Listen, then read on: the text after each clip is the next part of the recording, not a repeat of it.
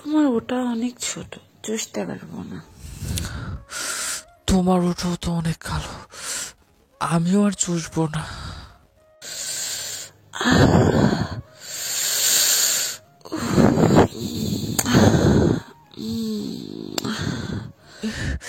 ইস জান, আস্তে। আচ্ছা জান, না চষলে তোমার এটা বড় হয় না কেন? এখন তো শীতকাল, সেজন্য। ও তাই তো। বলি আমার ওটাও কালো কেন বলছো?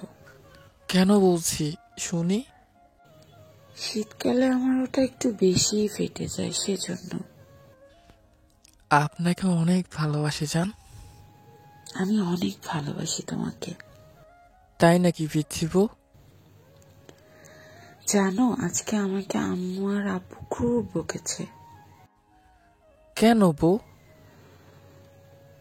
ওই, আমাকে বউ বললে কেন? আমি ভূত হলে তা তুমি কি? পেতনি। কার পেতনি?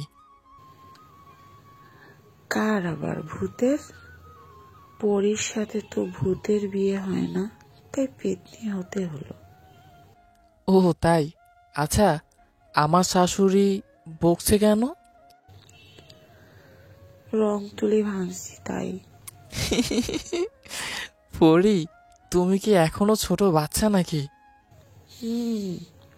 বাচ্চাই তো। আর তুমি হাসছো কেন?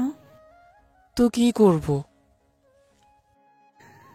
আমাকে একটু আদর করবে আর বলবে, পরি তুমি আর কেঁদো না, আমি তো আছি, বলে একটু আদর করে দিবে।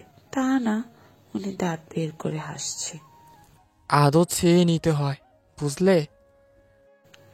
কি আর করব, তোমার মতো বাদরের কাছ থেকে আদর না চাইলে তো আর পাবো না, তাই চেয়ে নিলাম। আচ্ছা বাবা, আদর করব। এখন বলো, রং তুলি ভাঙছো কেন? রাগ করে। রাগ করে? আর কি করো? কিছু না, শুধু কাঁদি, আজকে একটু বেশি করে ফেলছি। রাগ করলে আমার বুকে মাথা রেখে কাঁদবে? না। কেন? তুমি তো ভিজে যাবে, আর ভিজে গেলে তোমার ঠান্ডা লাগবে, আর ঠান্ডা লাগলে তোমার অসুখ হবে, আর তোমাকে তো আমারই সেবা করতে হবে। একটু সেবা করলে কি হয়? ইস রে, শখ কত।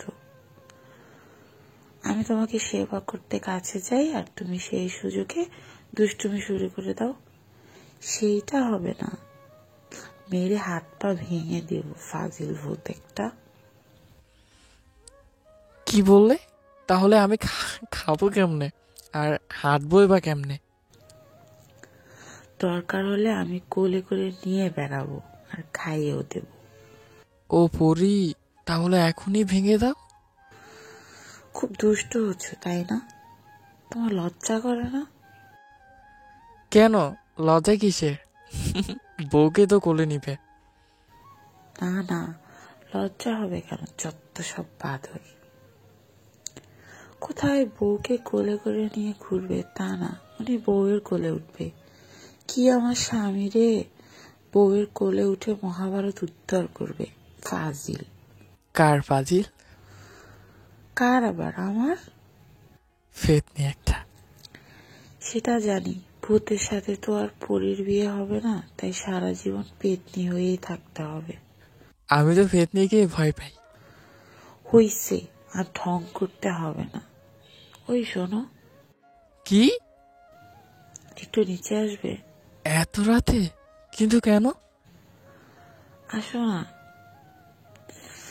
একটা পেতনি দাঁড়ায় আছে, ভূতের সাথে দেখা করবে তাই। মানে কি? তুমি এত রাতে এখানে কেন আসছো? আমাকে বললেই তো পারতে, আমি যেতাম। সব সময় তো তুমি আসো, তাই আজকে আমি চলে আসলাম। আসো না তাড়াতাড়ি, আমার খুব ভয় করছে। এর কথা শুনে ফোনটা কেটে দিলাম। এক দৌড়ে নিচে গেলাম, দেখি পেতনিটা দাঁড়িয়ে আছে। ওই এত রাতে কে আসতে বলেছে? হ্যাঁ, তোমাকে খুবই দেখতে ইচ্ছে করছিল, তাই চলে আসলাম। বকা দিচ্ছ কেন? বকা খাওয়ার মতো কাজ করো কেন? যদি কোনো বিপদ হতো? খুব দেখতে ইচ্ছে করছিল তো, তাই। তুমি তো রাতে যাও তখন তো। আরে বাবা, আমি ছেলে, তাই সমস্যা হয় না। কেন যাও? খুব ভালোবাসি, তাই দেখতে ইচ্ছে হলে চলে যাই। আমি কি তোমাকে কম ভালোবাসি? আমি কি কখনো তোমাকে এই কথা বলছি? ওই, কি? আইসক্রিম খাবো। এখন? খাবো খাবো খাবো।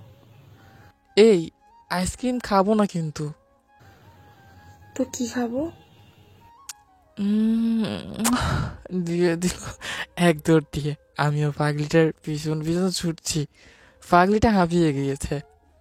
কি হলো, দৌড় দিলে কেন? তুমিও যদি দাও তাই। কি? ওই চলো, উড়বো। কেমনে? কেন? আমি তো পারি তোমাকে নিয়ে উড়বো। কি?